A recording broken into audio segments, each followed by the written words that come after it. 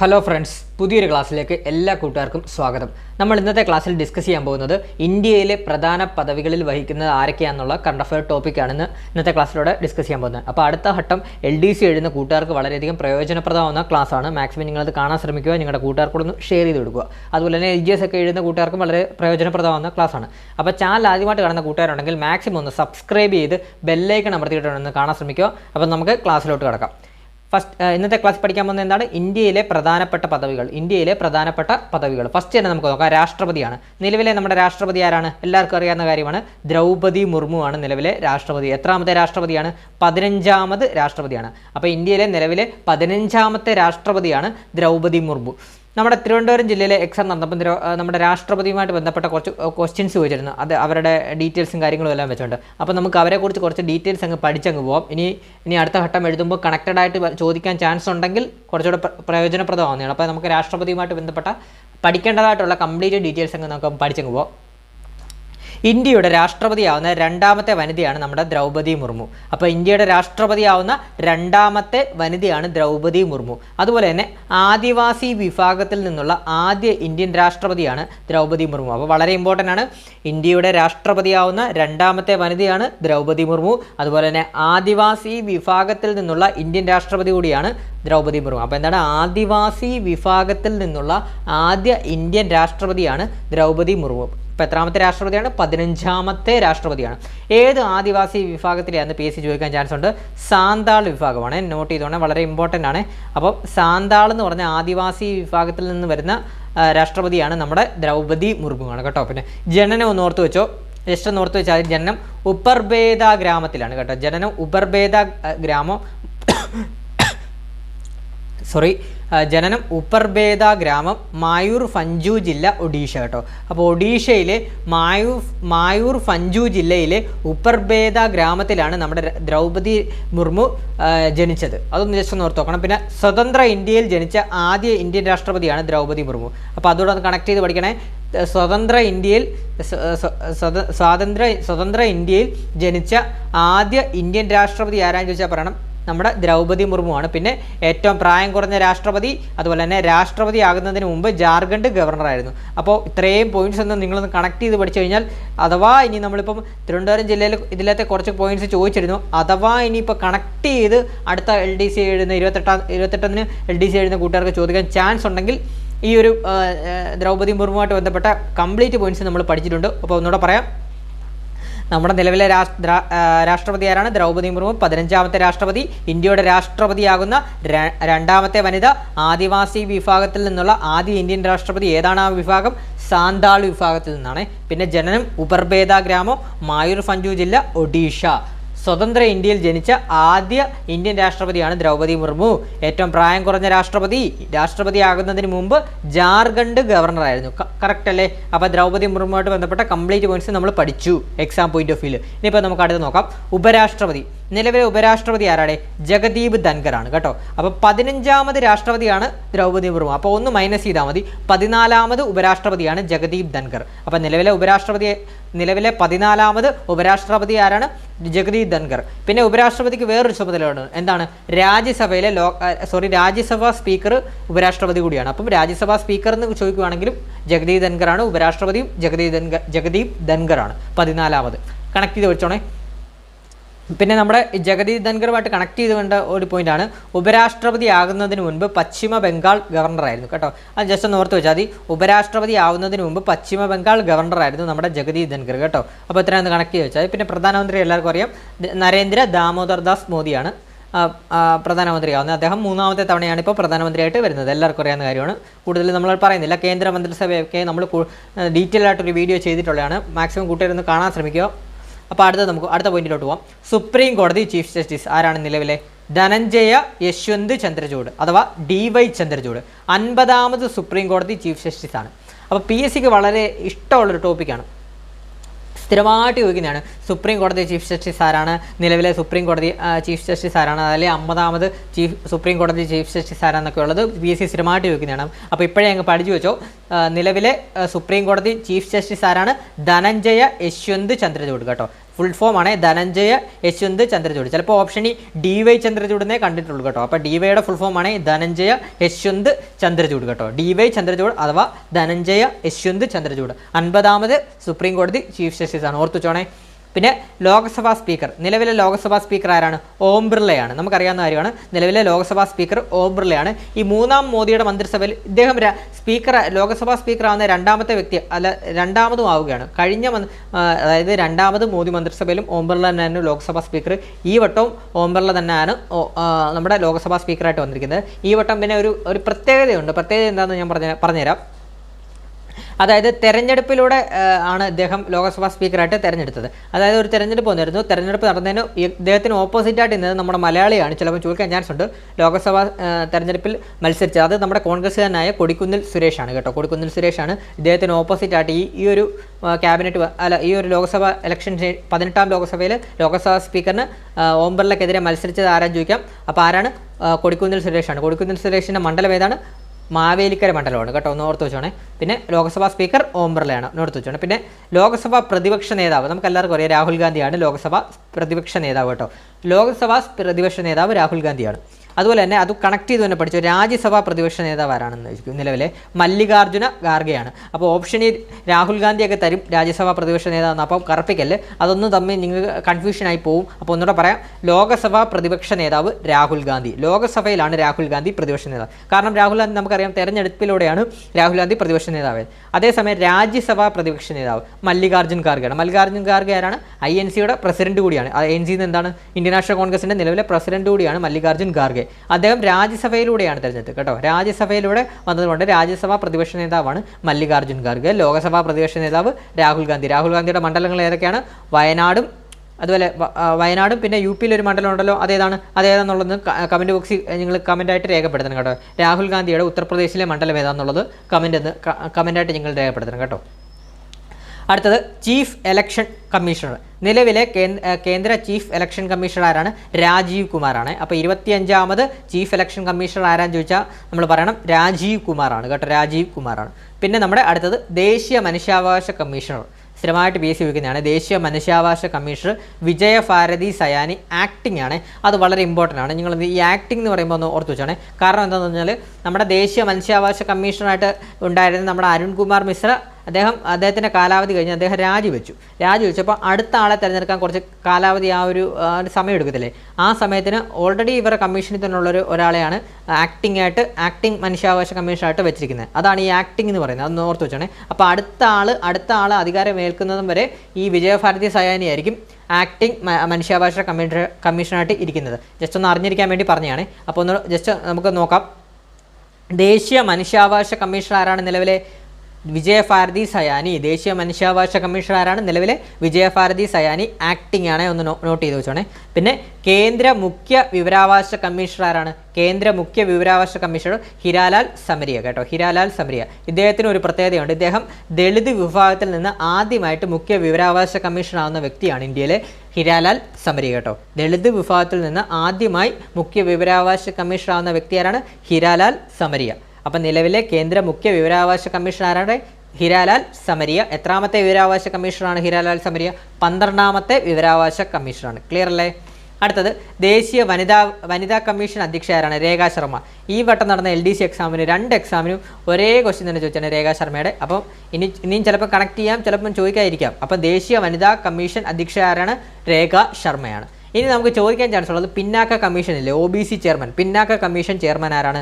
അതോടെ നമുക്ക് പഠിച്ചു പോകാം. ഹൻസ് രാജ് ഗംഗാറാം. ഇത് പഠിക്കാനൊരു കോഡുണ്ട്. കോഡ് ഞാൻ പല ക്ലാസ്സിലും പറഞ്ഞിട്ടുള്ളതാണ്. നമുക്ക് ഒന്നുകൂടെ പറയാം. ഈ ഹൻസില്ലേ, ഹൻസിനെ നിങ്ങൾ ഹാൻഡായിട്ട് എങ്ങനെ വെച്ചാൽ ഹാൻഡ് നമ്മളെ ഹാൻഡ് എങ്ങനെയാണ് നമ്മൾ അറ്റൻഷനൊക്കെ പോയിക്കുമ്പോൾ എങ്ങനെ ഹാൻഡ് വെക്കുന്നത്? അറ്റൻഷൻ സ്റ്റാൻഡർഡീസ് ഒക്കെ ചെയ്യുമ്പോൾ കൈ പുറമോട്ട് വെക്കത്തില്ലേ? അപ്പോൾ കൈ പുറമോട്ട്, ഹാൻഡ് എന്ന് പറയുമ്പോൾ ഹാൻഡായിട്ട് കണക്കാക്കുക. ഹാൻഡ് എങ്ങോട്ടാണ് നമ്മൾ കെട്ടി നിൽക്കുന്നത്? ഹാൻഡ് കയ്യിലോട്ട് പുറകെ കെട്ടി നിൽക്കുക എന്നങ്ങ് ഓർത്ത് വെച്ചാൽ അതാണ് പിന്നാക്ക കമ്മീഷൻ.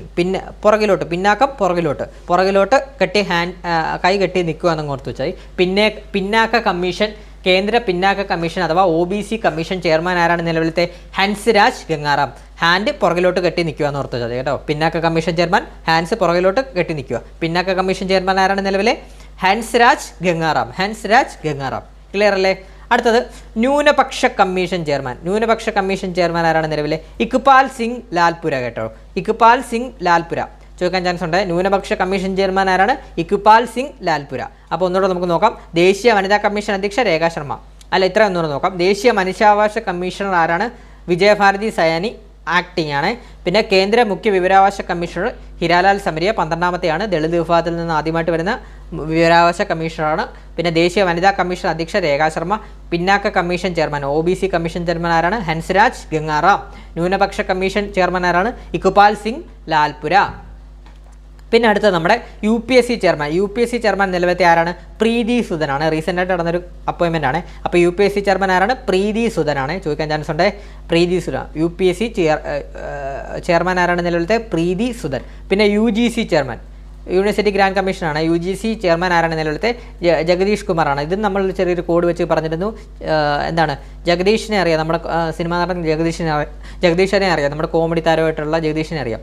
അപ്പം എത്ര പേർക്കറിയാം ജഗദീഷ് കോളേജിൽ ഒരു ലെക്ചറായിട്ടുള്ളതെന്ന്? എനിക്ക് തോന്നുന്നു ഒരുപാട് എല്ലാവർക്കും അറിയാവുന്നതാണ്. അദ്ദേഹം ഒരു കോളേജ് ലെക്ചറർ കൂടിയായിരുന്നു, പ്രൊഫസർ കൂടിയായിരുന്നു. അപ്പോൾ അത് വെച്ച് കണക്ട് ചെയ്തോ. ജഗദീഷ് UGC എന്ന് പറയുമ്പോൾ കോളേജ് വിദ്യാഭ്യാസമല്ലേ വരുന്നത്, യൂണിവേഴ്സിറ്റി ഗ്രാൻഡ് കമ്മീഷൻ അല്ലേ വരുന്നത്, കോളേജുമായിട്ട് ബന്ധപ്പെട്ട കമ്മീഷനാണ്. അപ്പോൾ അങ്ങനെ കണക്ട് ചെയ്തോ. UGC chairman Jagdish Kumar. അപ്പോൾ UPSC ചെയർമാൻ ആരാണ്? പ്രീതി സുധൻ. UGC ചെയർമാൻ ജഗദീഷ് കുമാർ കേട്ടോ. പിന്നെ 16ാമത് ധനകാര്യ കമ്മീഷൻ ചെയർമാൻ ആരാണ്? അരവിന്ദ് പനഗിരിയ. അപ്പോൾ അരവിന്ദ് പനഗിരിയൊക്കെ നമുക്ക് സ്ഥിരമായിട്ട് അറിയാം, നീതി ആയോഗുമായിട്ടൊക്കെ ബന്ധപ്പെട്ട്. അപ്പോൾ കണക്ട് ചെയ്ത് വെച്ചോ. 16ാമത് ധനകാര്യ കമ്മീഷൻ ചെയർമാൻ ആരാണ് നിലവിലെ? അരവിന്ദ് പനഗിരിയ. 16ാമത് ധനകാര്യ കമ്മീഷൻ ചെയർമാൻ ആരാണ്? അരവിന്ദ് പനഗിരിയ. പിന്നെ നമ്മുടെ റിസർവ് ബാങ്ക് ഗവർണർ, നിലവിലെ Reserve Bank governor Shaktikanta Das. 25ാമത് റിസർവ് ബാങ്ക് ഗവർണർ കൂടിയാണ് അദ്ദേഹം കേട്ടോ. അപ്പോൾ 25ാമത് റിസർവ് ബാങ്ക് ഗവർണർ ആരാന്ന് ചോദിച്ചാൽ പറയണം Shaktikanta Das. Reserve Bank governor Shaktikanta Das. 16ാമത് ധനകാര്യ commission chairman Arvind Panagariya. Clear അല്ലേ? രണ്ടും ക്ലിയർ അല്ലേ? ഇനി നമുക്ക് അടുത്ത് നോക്കാം. സെബി ചെയർപേഴ്സൺ, നിലവിലെ സെബി ചെയർപേഴ്സൺ ആരാണ്? മാധബി പൂരി ബുച്ച് കേട്ടോ. വളരെ ഇമ്പോർട്ടൻ്റ് ആണ്, ചോദിക്കാൻ ചാൻസ് ഉണ്ട്. സെബി ചെയർപേഴ്സൺ ആരാണ്? മാധബി പൂരി ബുച്ച് കേട്ടോ. മാധബി പൂരി ബുച്ച് ആണ് സെബി ചെയർമാൻ കേട്ടോ. അടുത്ത് നമുക്ക് നോക്കാം. ചീഫ് ഓഫ് ഡിഫൻസ് സ്റ്റാഫ്, നിലവിലെ ചീഫ് ഓഫ് ഡിഫൻസ് സ്റ്റാഫ് ആരാണ്? ലെഫ്റ്റനന്റ് ജനറൽ അനിൽ ചൗഹാൻ ആണ് കേട്ടോ. ഒന്ന് നോട്ട് ചെയ്ത് വെച്ചോണേ. Chief of defence staff Anil Chauhan. Lieutenant general ഓർത്തില്ലെങ്കിലും വേണ്ടില്ല.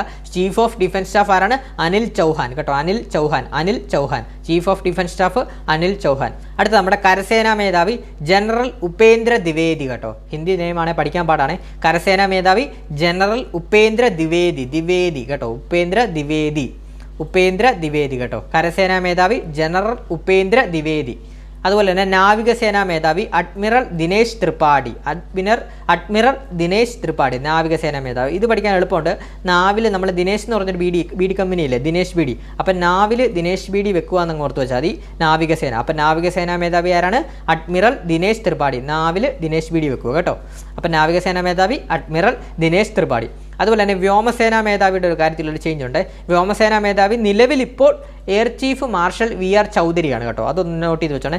നിലവിലിപ്പോൾ എയർ ചീഫ് മാർഷൽ VR ചൗധരിയാണ് നിലവിലെ വ്യോമസേനാ മേധാവി. പക്ഷേ അദ്ദേഹം ഈ മാസം 30-ന് അദ്ദേഹത്തിൻ്റെ കാലാവധി കഴിഞ്ഞ് പുതിയ ആൾ വരും. പുതിയ ആളാണ് എയർ മാർഷൽ അമർപ്രീത് സിംഗ്. വ്യോമസേനാ മേധാവിയായിട്ട് പുതിയതായിട്ട് വരുന്നതാണ്. അപ്പോൾ ഇദ്ദേഹത്തിന് പക്ഷേ ഈ മാസം, അതായത് സെപ്റ്റംബർ 30 വരെ അദ്ദേഹത്തിന് കാലാവധിയുണ്ട്. എയർ ചീഫ് മാർഷൽ VR ചൗധരിക്ക് ഈ മാസം 30 വരെ, അവസാനം വരെ കാലാവധിയുണ്ട്. അടുത്ത മാസം മുതൽ പുതിയതായിട്ട് നിയമിതനാവുന്നതാണ് എയർ മാർഷൽ അമർപ്രീത് സിംഗ് വ്യോമസേനാ മേധാവി കേട്ടോ. Air marshal Amarpreet Singh. അപ്പോൾ നിലവിലെ ചോദിച്ചാൽ പറയണം air chief marshal VR Chaudhari. അപ്പോൾ അടുത്ത മാസം മുതൽ ചോദിക്കുവാണെങ്കിൽ പറയണം എയർ മാർഷൽ അമർപ്രീത് സിംഗ് കേട്ടോ. ഒന്ന് നോട്ട് ചെയ്താണ്, ഒരു അപ്ഡേഷൻ വന്നുകൊണ്ടാണ് ഞാൻ ഇങ്ങനെ ഇട്ടത്. പിന്നെ നിലവിലെ ഇന്ത്യയുടെ ക്യാബിനറ്റ് സെക്രട്ടറിയാണ് TV സോമനാഥൻ കേട്ടോ. നിലവിലെ ഇന്ത്യയുടെ ക്യാബിനറ്റ് സെക്രട്ടറി ആരാണ്? TV സോമനാഥൻ. അതുപോലെ തന്നെ ഇന്ത്യയുടെ പ്രതിരോധ സെക്രട്ടറിയാണ് ഗിരിധർ അരമനെ. അപ്പോൾ ഇന്ത്യയുടെ ക്യാബിനറ്റ് സെക്രട്ടറി ആരാണ്? TV സോമനാഥൻ. ഇന്ത്യയുടെ പ്രതിരോധ സെക്രട്ടറി ആരാണ്? ഗിരിധർ അരമനെ. പിന്നെ അടുത്തത് ദേശീയ സുരക്ഷാ ഉപദേഷ്ടാവ്, നിങ്ങൾക്ക് എല്ലാവർക്കും അറിയുന്നതാണ് അജിത് ഡോവൽ. ഇദ്ദേഹം ചേഞ്ച് ചെയ്തിട്ടില്ല. കഴിഞ്ഞ മോദി സർക്കാരിൻ്റെ കാലത്തും അജിത് ഡോവലായിരുന്നു. അപ്പോൾ ദേശീയ സുരക്ഷാ ഉപദേഷ്ടാവ് ആരാണ്? അജിത് ഡോവൽ കേട്ടോ. അതുപോലെ തന്നെ ലോക്സഭാ സെക്രട്ടറി ജനറൽ ആണ് ഉത്പൽ കുമാർ സിംഗ്. ലോക്സഭ സെക്രട്ടറി ജനറൽ ആരാണ്? ഉത്പൽ കുമാർ സിംഗ്. അതുപോലെ തന്നെ attorney general of India R Venkataramani. Solicitor general ആരാണ്? തുഷാർ മേത്ത കേട്ടോ. പിന്നെ controller and auditor general CAG Girish Chandra Murmu. അതുപോലെ തന്നെ ഇത് പഠിക്കാൻ എളുപ്പമാണ്. Controller and auditor of India ആരാണ്? CAG. കൺട്രോളർ നമ്മൾ ഈ ക്ലാസ്സിലൊക്കെ വന്ന് കൺട്രോൾ ചെയ്യുമ്പോൾ നമുക്ക് നമ്മുടെ ഫ്രീ പീരീഡൊക്കെ കിട്ടുമ്പോൾ നമ്മളെ കൺട്രോൾ ചെയ്യാനൊക്കെ ഒരാൾ വരുമ്പോൾ, അതായത് ഇത്ര ഓർത്ത് വെച്ചാൽ ഫ്രീ പീരീഡിൽ കയറി മാത്സ് ടീച്ചർ പഠിപ്പിക്കാൻ വരുമ്പോൾ എങ്ങനെ ഇരിക്കും? നമ്മളെ കൺട്രോൾ ചെയ്യാൻ വരുമ്പോൾ നമുക്ക് ഇഷ്ടപ്പെടത്തില്ല. അപ്പോൾ നമ്മൾ മുറുമത്തില്ലേ? ഓർത്ത് ഓവറായിട്ട് ഒരാൾ നമ്മളെ എന്ത് കൺട്രോൾ ചെയ്യാൻ വന്നാലും നമുക്കൊരു മുറുമു വരും. അങ്ങനെ മുറുമുറുക്കത്തില്ലേ നമ്മൾ? അങ്ങനെ ഓർത്ത് വെച്ചാൽ മതി. Controller and auditor general CAG ആരാണ്? നിലവിലെ ഗിരീഷ് ചന്ദ്ര മുർമു. ഒരാൾ കൺട്രോൾ ചെയ്യാൻ വന്നു കഴിഞ്ഞാൽ നമുക്ക് മുർമു ചെയ്യുന്ന ഓർത്ത് വെച്ചാൽ മതി. അടുത്തത് atomic energy commission chairman Ajit Kumar മൊഹന്തിയാണ്. Atomic energy commission chairman Ajit Kumar Mohanty. ഇതും വളരെ എളുപ്പത്തിൽ പഠിക്കാം. നമ്മുടെ തമിഴ്നാടൻ അജിത് കുമാറിനെ അറിയത്തില്ലേ? സിനിമാ താരം അജിത് കുമാർ. അപ്പോൾ അജിത്തിന് ഭയങ്കര എനർജി അല്ലേ? അദ്ദേഹം ചെയ്യുന്ന ബൈക്ക് സ്റ്റണ്ടുകളും കാര്യങ്ങളൊക്കെ നിങ്ങൾ സിനിമ കണ്ടിട്ടുണ്ടായിരിക്കുമല്ലോ. അപ്പോൾ അദ്ദേഹത്തിന് ഭയങ്കര എനർജി ആയതുകൊണ്ട് തന്നെ അദ്ദേഹമായിരിക്കും കേട്ടോ. അങ്ങനെ കണക്ട് ചെയ്തോ. നമ്മുടെ സിനിമാ താരം തമിഴ്നാടൻ അജിത്തിന് ഭയങ്കര എനർജി ആയിരിക്കും. അതുകൊണ്ട് തന്നെ അറ്റോമിക് എനർജി കമ്മീഷൻ ചെയർമാൻ ആരാണ്? അജിത് കുമാർ മൊഹന്തി. അപ്പോൾ ഇത്രയൊന്ന് പഠിക്കാൻ ഇച്ചിരി പാടായിട്ട് നമുക്ക് ഒന്നുകൂടെ പറയാം. Chief of defence staff lieutenant general Anil Chauhan. കരസേനാ മേധാവി ജനറൽ ഉപേന്ദ്ര ദ്വിവേദി. നാവികസേനാ മേധാവി അഡ്മിറൽ ദിനേശ് ത്രിപാഠി. വ്യോമസേനാ മേധാവി നിലവിൽ ഇപ്പോൾ air chief marshal VR Chaudhari. ഈ മാസം 30 വരെയുള്ള. അത് കഴിഞ്ഞ് കഴിഞ്ഞാൽ അടുത്ത മാസം മുതൽ പുതിയതായിട്ട് അപ്പോയിൻമെൻ്റ് ആവുന്നത് എയർ മാർഷൽ അമർപ്രീത് സിംഗ് കേട്ടോ. പിന്നെ ഇന്ത്യയുടെ ക്യാബിനറ്റ് സെക്രട്ടറി TV സോമനാഥൻ. ഇന്ത്യയുടെ പ്രതിരോധ സെക്രട്ടറി ഗിരിധർ അരവനെ. ദേശീയ സുരക്ഷാ ഉപദേഷ്ടാവ് Ajit Doval. Lok Sabha secretary general Utpal Kumar Singh. Attorney general of India R Venkataramani. Solicitor general Tushar Mehta. Controller and auditor general of India CAG Girish Chandra Murmu. Atomic energy commission chairman Ajit Kumar Mohanty കേട്ടോ. അപ്പോൾ നമുക്ക് അടുത്ത് നോക്കാം.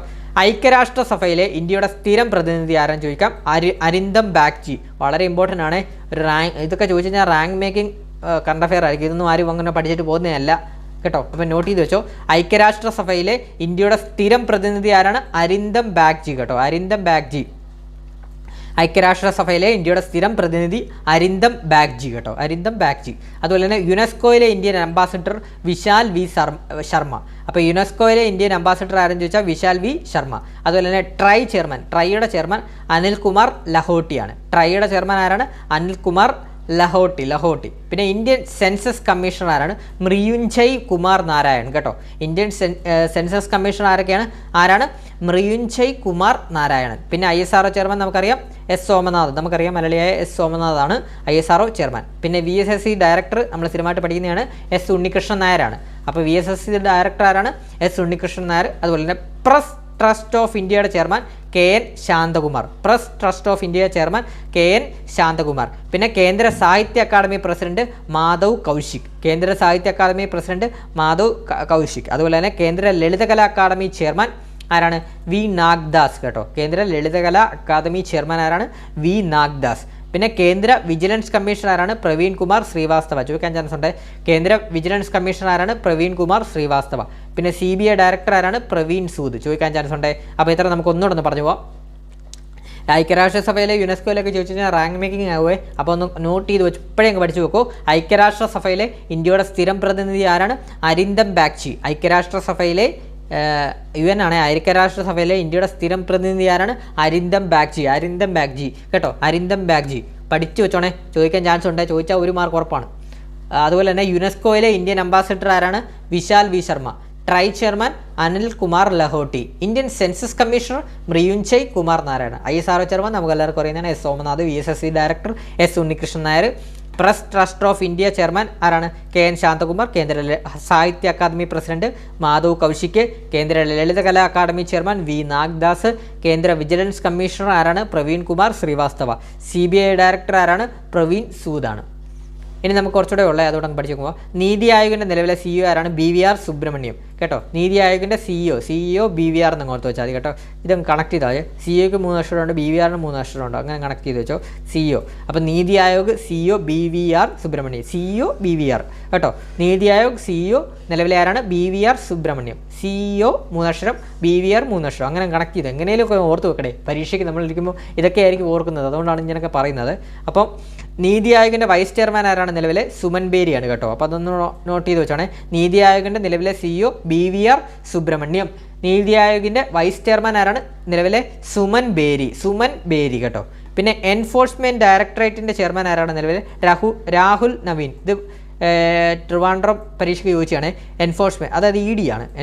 നമ്മൾ കേട്ടിട്ടില്ലേ, കേരളത്തിലൊക്കെ സ്ഥിരമായിട്ട് ED വരുന്നതല്ലേ. അപ്പോൾ നമ്മൾ കേട്ട് കാണുമല്ലോ, EDയുമായിട്ട് ബന്ധപ്പെട്ട കേസുകളൊക്കെ ഒരുപാട് നമ്മുടെ കേരളത്തിലൊക്കെ നടന്നിട്ടുള്ളതാണ്. ED എന്ന് പറഞ്ഞാൽ എന്താണ്? എൻഫോഴ്സ്മെൻറ്റ് ഡയറക്ടറേറ്റ്, ED കേട്ടോ. എൻഫോഴ്സ്മെൻറ്റ് ഡയറക്ടറേറ്റിൻ്റെ നിലവിലെ ചെയർമാൻ രാഹുൽ നവീനാണ്. പ്രീവിയസ് ചോദിച്ചാണ്. അതുപോലെ തന്നെ SBIയുടെ ചെയർമാൻ ചെല്ല ശ്രീനിവാസലു ഷെട്ടിയാണ്. റീസെൻ്റായിട്ട് നടന്ന ഒരു അപ്പോയിൻമെൻ്റ് ആണ്. SBIയുടെ ചെയർമാൻ ആരാണ്? ചെല്ല ശ്രീനിവാസലു ഷെട്ടി. SBI എന്താണ്? സ്റ്റേറ്റ് ബാങ്ക് ഓഫ് ഇന്ത്യ ആണ്.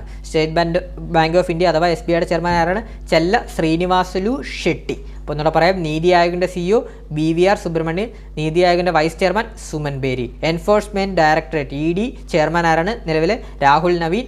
SBIയുടെ ചെയർമാൻ ആരാണ്? നിലവിലെ ചെല്ല ശ്രീനിവാസലു ഷെട്ടി എന്നാണ്. അപ്പോൾ ഇത്രയുമാണ് നമ്മുടെ ഇന്ത്യയിലെ പ്രധാന പദവികൾ. നമ്മൾ പെട്ടെന്ന് ഒരു ക്ലാസ് എടുത്തത്. കേരളത്തിലെ പ്രധാന പദവികളുടെ ക്ലാസ് നമ്മൾ കുറച്ച് മുമ്പ് ഇട്ടിരുന്നു. അതൊന്ന് മാക്സിമം കാണാൻ ശ്രമിക്കുക. കേന്ദ്ര മന്ത്രിസഭ കറണ്ട് അഫയേഴ്സ് സീരീസിൽ എല്ലാ ക്ലാസ്സും ഇട്ടിട്ടുണ്ട്. മാക്സിമം നിങ്ങളതൊന്ന് പ്രയോജനപ്പെടുത്തുക. അപ്പം പുതിയൊരു ക്ലാസ്സുമായിട്ട് ഉടനെ തന്നെ വരുന്നതാണ്. അതുപോലെ ചാനൽ ആദ്യമായിട്ട് കാണുന്ന കൂട്ടുകാരുണ്ടെങ്കിൽ ലൈക്ക് ചെയ്ത് സപ്പോർട്ട് ചെയ്യുക. അത് ലൈക്ക്, അഭിപ്രായങ്ങൾ കമൻറ്റ് ചെയ്യുക. അതുപോലെ തന്നെ നമ്മുടെ ടെലഗ്രാം ചാനലിൽ ജോയിൻ ചെയ്യുക. ടെലഗ്രാം ചാനലിൽ ജോയിൻ ചെയ്തിട്ടുള്ള പ്രയോജനം എന്താണെന്ന് പറഞ്ഞാൽ ഡെയിലി കറണ്ട് അഫെയർ നമ്മൾ ടെലഗ്രാം ചാനലിൽ ഇടുന്നതാണ്. അതുപോലെ തന്നെ PSCയുമായിട്ട് ബന്ധപ്പെട്ട എന്ത് അപ്ഡേറ്റും, ഷോർട്ട് ലിസ്റ്റ് വരുന്ന ആഴ്ചയുടെ എന്ത് അപ്ഡേറ്റും അത് അപ് ടു ഡേറ്റ് ആയിട്ട് നമ്മുടെ ടെലഗ്രാം ചാനലിൽ ഇടുന്നതാണ്. മാക്സിമം നിങ്ങൾ ടെലഗ്രാം ചാനലിൽ ജോയിൻ ചെയ്തിരിക്കുക. അതുപോലെ തന്നെ ചാനൽ ആദ്യമായിട്ട് കാണുന്നവരാണെങ്കിൽ സബ്സ്ക്രൈബ് ചെയ്യുക. വീഡിയോ ഇഷ്ടപ്പെട്ട ലൈക്ക് ചെയ്യുക, അഭിപ്രായങ്ങൾ കമൻറ്റ് ചെയ്യുക, ബാക്കിയുള്ള കൂട്ടുകാർക്കൂടെ ഷെയർ ചെയ്ത് കൊടുക്കുക. പുതിയൊരു ക്ലാസ്സുമായിട്ട് ഉടനെ തന്നെ എത്തുന്നതാണ്. Thank you.